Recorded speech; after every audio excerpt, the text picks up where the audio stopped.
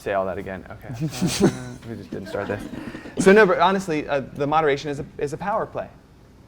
Because the things that you do, you're giving your power to. And the things that you do are a source of power to you. But so the question really becomes the things that we do all the time, if you feel like you need to do them, then obviously you're giving your power to it, yes? Right? Because you feel like you need it. An equally important question is, how much joy is in it at that point? And when I'm saying like you need it to be in your life so that you feel okay inside your skin. Everyone catch that? Really important. Is there joy in doing something that you feel you need in order for you to feel whole and complete and good in your own skin? Well, take a simple example like drinking coffee in the morning or having a glass of wine at night. Right? No judgment at all. I enjoy coffee and I like good craft beer. Yep. Just so it's out there, right? I like yerba mate tea, sometimes a little coffee, but it kind of beats me up a little bit. But then I really like craft beer and a good wine sometimes, right?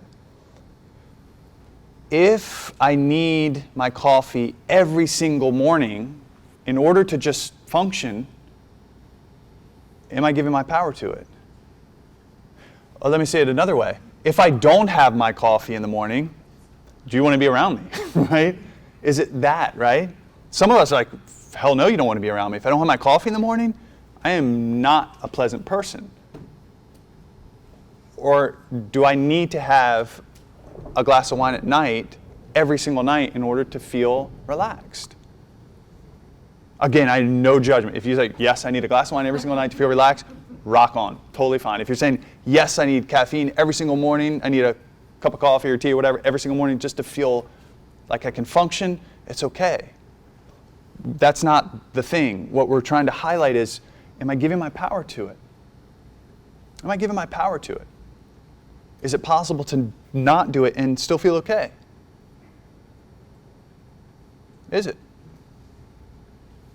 Can you repeat what you said, the phrase that you said, remember this? Is there joy in doing something that you need? Oh yeah. So when we're talking about the interplay of what you give your power to and what you derive your power from, if you feel like you need to do whatever it is that you need to do, if you feel like you need to do it to feel complete and comfortable in your own skin, is there still joy in it, in doing it, in whatever it is? Antoine.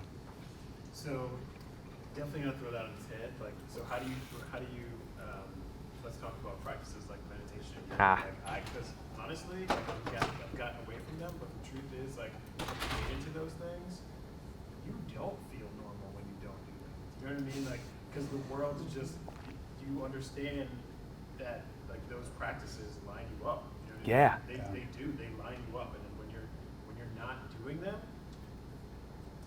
you can tell the difference in here. Yeah. So where does that play in this idea of being, a quote-unquote addiction where, I'd love for you guys to expand. It's exactly what I talked to Jade about. So here it is, like meditation, yoga, designed as a practice to make you feel whole and complete in its purest intent, and all the other ancillary benefits of like feeling good in your body and all that stuff. And all of a sudden, if I wake up in a morning and my children wake up and I'm not able to do it, the design of it should mean that I should be cool and feel comfortable not having to do it, because that's the intent of it. The reality is, I get a little pissy. Like when you get to Friday morning class. Yeah. Yeah, right? No, it's exactly right. 6 a.m., right? I know we do not take those decisions lightly because we know people get pissed off. I get pissed off when I can't practice the amount that I deem Minimal for me as a yoga teacher who offers teacher trainings. Because my identity as a yoga teacher who offers teacher trainings means I have a high standard that I need to be practicing a certain number of days a week. I need to be meditating a certain number of days a week. And all of a sudden, if I don't, I suffer. I've given my power to something that in its design is supposed to free me. And so here's the rub is I commit to them wholeheartedly. And I practice them as if I were addicted to them. Because I know, because it aligns me, exactly like you said. And the days that I can't, when I feel the emotion of not being able to do it and my identity as a yoga teacher crumbling, I look at it and I acknowledge the fact that I'm not going to do it today. And I get back to, guess what? The whole point of it, so my point is, I let myself be okay with not doing it every single day. I let myself slide. It doesn't mean I slide to the point I don't do it anymore, but I'm not allowing it to dictate my well-being here on the days I can't do it. But those practices do affect your well-being, right? Yeah. Do you know what I mean? Yeah. That's why it's sort of a hard, like, slippery slope. Because the practice itself, it helps to enhance your well-being in the sense that it helps to form your perception in the way that you engage in the world. Right. I But- think it speaks to like the spiritual nature of what we are, in the sense that like they help you to deal with the craziness and the lack of spirituality in the world that we're in. Do you know what I mean? Yeah. Mm-hmm. Like you can engage in these practices and they help to line you up, and then when you're not doing them, after a time of kind of being engaged in them, the world is a different place. Yeah. Right? Yeah. You get caught up it's easier to get sucked into the dramas of life. Yeah. So I think the difference is allowing ourselves to still be at peace on the days where a practice isn't possible, where life presents other situations that don't allow me to sit or don't allow me to get on my mat. And still be okay with it, right? And know that I am committed to these practices so that the next day I'm back on track again. Or maybe it's 2 days later, I'm back on track again, depending on the situation, right? Because what we're talking about is the slippery slope of I don't practice one day, okay, and then I don't practice the next day, okay, and then I don't practice the next day, and all of a sudden I'm not practicing, I'm not sitting. Which is for a lot of people that go through a training, this style of training, ends up happening. You go, it's so intense and so much, and we're forcing you to practice, and you get to the very end, you get that certificate, and you're like, oh, I'm gonna take a little break. I've been going full blast for 8 months. I'm gonna take a little break, and that little break is 6 months, is a year, is 2 years, and it's not just a break from going in and getting on your mat. It's a break from meditating, from doing the daily practices, and all of a sudden, Antoine's exactly right, but you don't feel, it's such a subtle shift back into the dramas of life that it's a lot of times it's hard to feel it until later on you're like, oh, am I so caught up in all of this bullshit? A month ago when I was practicing consistently, I didn't feel this way. It takes a longer time to start to feel the juxtaposition of what it's like to be caught up in the chaos and the dramas of life to being on a steady path that keeps me clear, that keeps me focused, that keeps me guided, right? That is what these practices were designed to do, right? Does that make sense? Yeah, it does. I just wanted to hear your Yeah. Yeah. easy. Because it's spot on. Because the bigger question, Antoine, was like meditation and yoga asana. Those can just as easily become our addictions, right? Like if I don't get on my mat, I'm kind of an asshole. If I don't meditate that morning, I might be kind of an asshole. Like that is the same trappings, right? It's the ego coming in through the back door, And we don't want that to happen, right? What it comes back down to, guys, is take your power back. Take your power back to choose, to have the choice. with addictions, with these routines, with the stuff, with the stuff we're talking about. Like, let me say it a different way. Allow yourself to have the opportunity to take your power back. I'm not going to tell you what to do. If coffee is something that you do every single day and you want to try to take your power back with it, fast from it for a week. Or maybe a day, maybe 2 days. But do it in a way that's like, no, I'm going to do it consciously and take my power back from it and see how I feel without doing it for a week. Right? Or if whatever the thing is, right? That is a sure way of seeing, do I have it? Can I do it? And more importantly, to the point Chris brought up earlier, can I enjoy it?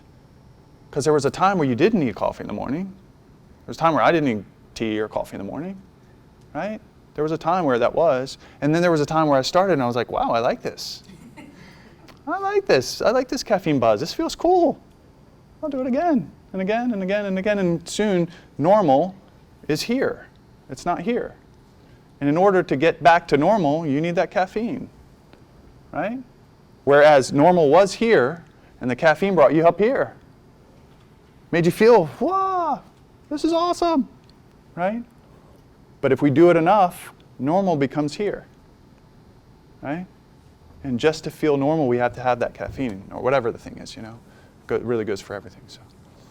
Cool? Yeah, the last thing I want to say, because we talked about balance, but not really. There's a book called Essentialism. Yeah, by McCone. McCone is his name, McCown. I forget his first name.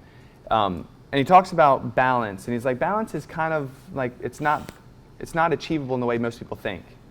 The way you want to look at it is, and I'm kind of offering this because I just read the book recently, and I'm like, oh, that's interesting. I like to throw it out there and see what you guys think. It's not about balance, it's about counterbalance.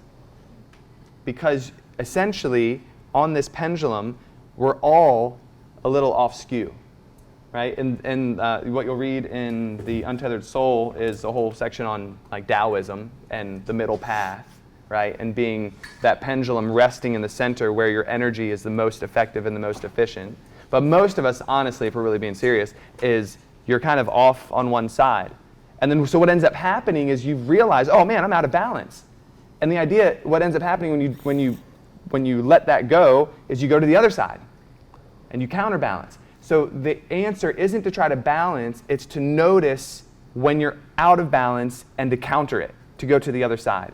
And when you do that, the idea is notice it quicker, because then you don't go up as high in the pendulum, which means you don't swing as far back the other way, and over time, you end up settling in the middle path. But not because you're focusing on balance, it's because you're focusing on counterbalancing. Oh, I've been doing this for so long, how about I try the other thing? Oh, I see myself getting out of balance and needing this in my life too much. Let me just stop for 3 days. And all of a sudden you go to the other side, and then you go to the other side. And eventually you find what balance and moderation is for you. Bless you. For you. And this is what's challenging. Bless It goes you. back to the truth conversation is, I can't tell you what moderation is. Right? Maybe a cup a day of coffee is moderation for you because you're at 5 cups a day, right? Maybe it's taking a break for 1 day out of 3 days. And my point is I can't give you that. That's for you. But if you just reframe this idea of balance, because what you're really trying to look for is perfection, and that doesn't exist. So just my point is you're really trying to find balance, but what we say is counterbalancing is just saying, oh, I acknowledge the fact that I'm going to get off of my moderation balance kick. And in fact, we all are on some level. And if I can just notice it sooner before it becomes, but while it's an acorn and not an oak tree, then it's way easier to deal with, to come back to the other side, to eventually settle in the middle. Does that make sense? Cool. Yes. Okay, cool. Awesome. Okay, so let's jump into the last yama, apiragaha. Chris, it's yours. All right. Non-hoarding, non-attachment, practicing letting go. Freedom from wanting unlocks the real purpose of existence. I would change that freedom from craving unlocks the real purpose of existence. How much suffering do we create in our lives by not letting go of things? Our inability to let go of the past and the future causes intolerable tension in the mind and body. If we can't let go of past experiences or future outcomes, whether pleasurable or painful, we can never experience the beauty of life as it is. The constant in life is change. When we practice non-attachment, we are recognizing the impermanent nature of each moment, and we free ourselves from craving and aversion, the need for this moment to be more or less than it is. Fear loses its grip on us, and we begin to live fully in the moment, appreciating everything that moves in and out of our lives. Lao Tzu writes, when you realize that all things change, there is nothing you will try to hold on to. All right, so open up your journals. They're probably open already. John, I just left them open. Open up your journals. So the journal writing is going to be on non-hoarding, non-attachment, practicing letting go.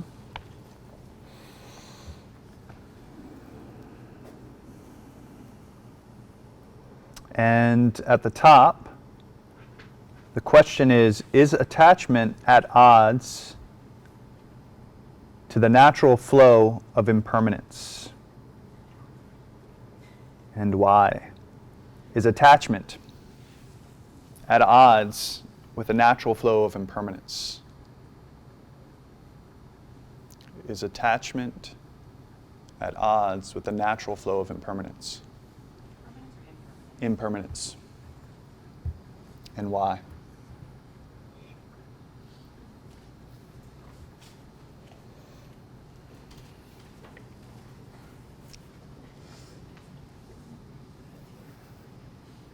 You're good, dude, whenever you need to go. Yeah. Can I reword that? Yeah. So think about a relationship. We're attached to relationships. We're attached to people in our lives. But it's the natural flow of life that those people are going to, at some point, not be with us anymore. Is it? Is holding on going to make me suffer because things always change? What he said.